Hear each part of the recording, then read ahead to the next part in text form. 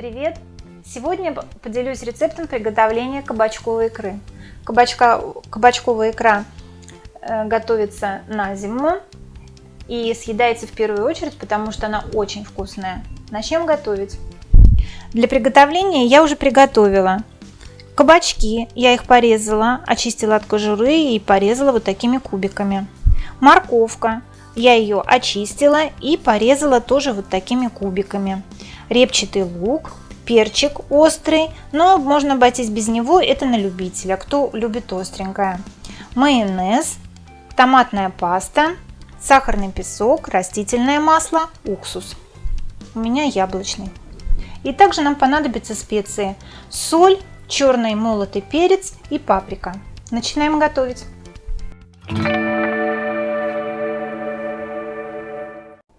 Итак, начинаем с того, что мы все наши овощи приготовленные будем перемалывать на мясорубке.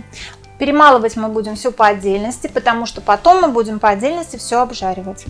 Начинаем с лука.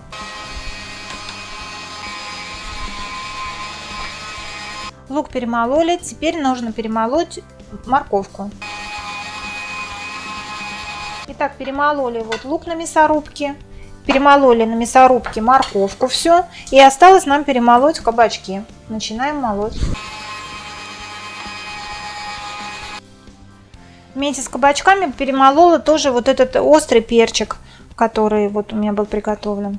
Итак, овощи у нас все перемолоты. Вот здесь у меня перемолот кабачок. Сюда же я добавила перемолотый перчик острый, который я приготовила вместе с семенами, перемолола я его.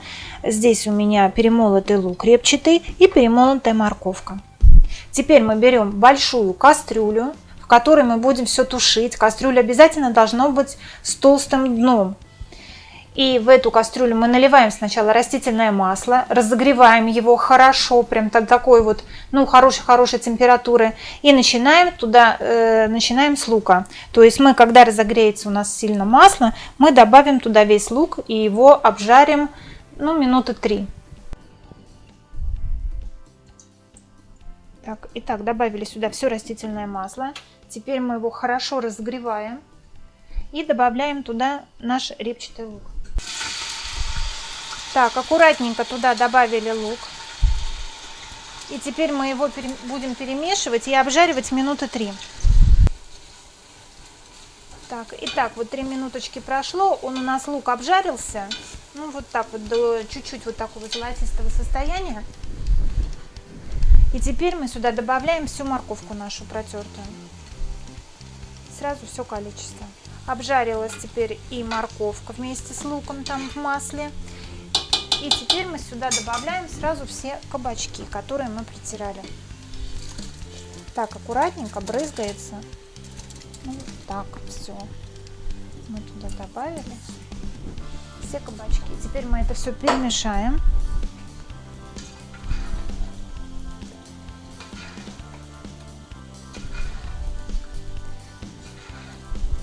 Добавим сюда уксус. Сразу уксус добавляем, чтобы он у нас выпаривался, и в конечном итоге у нас там его практически весь выпарится.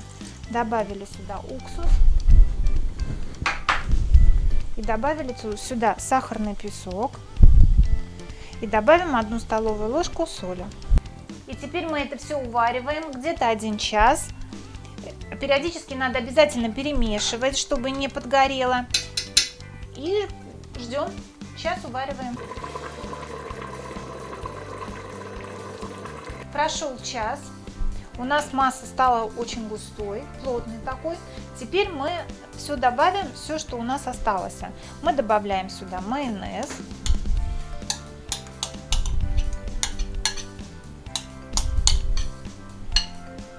Майонез желательно брать хороший. Томатную пасту.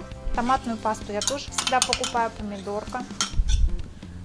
Так, добавляем черный молотый перец и добавляем паприку. Теперь мы это все перемешаем.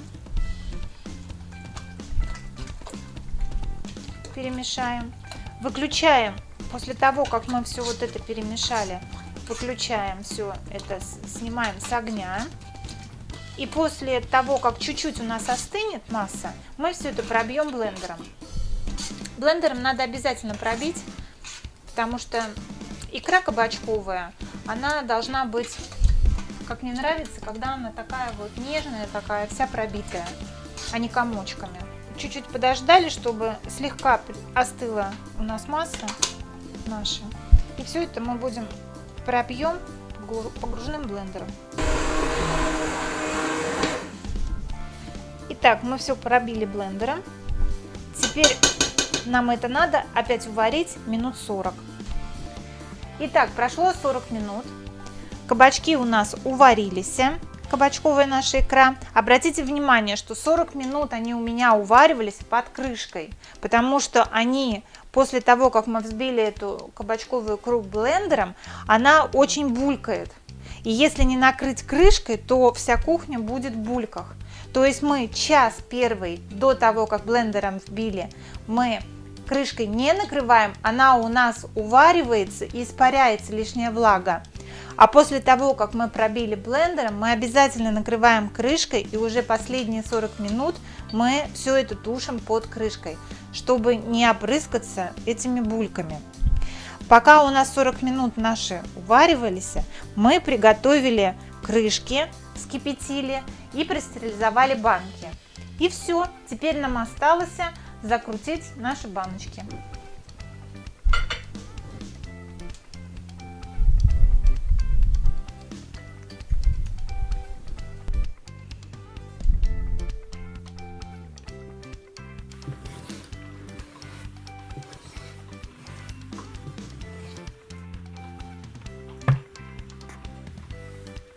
Баночки мы закатали, у нас получилось ровно вот с того количества, которое мы делаем, у нас получилось словно 3 литра.